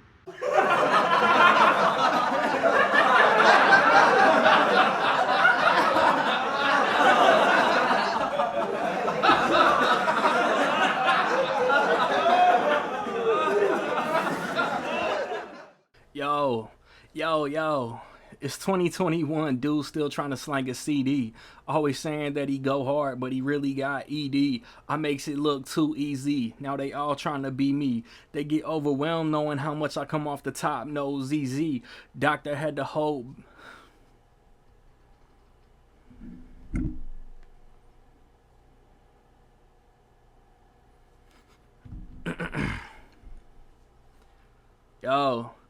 Yo, it's 2021, dude still trying to slang a CD. Always saying that he go hard, but he really got ED. I makes it look too easy. Now they all wanna be me. They get overwhelmed knowing how much I come off the top. No ZZ. Doctor had my back looking like Chucky in the Bride and the Seed movies. To truthfully tell my story, it'd take around like 3 movies. I know that you don't know what you let on. That's a trilogy. They claim they flow sick, but ain't none as ill as me. They killing me. I'm nice, holding doors, pulling chairs, that's chivalry. My flow cold, they shivering. I broke molds to figure my equation to haunt you. If I got you at a disadvantage, I just rub it in and taunt you. I do what I want to. You do your hand cause don't no bitches want you. Whistle these bars and they get the point. That's the yondu. What the fuck these whack rappers gonna do? And chill until the next episode.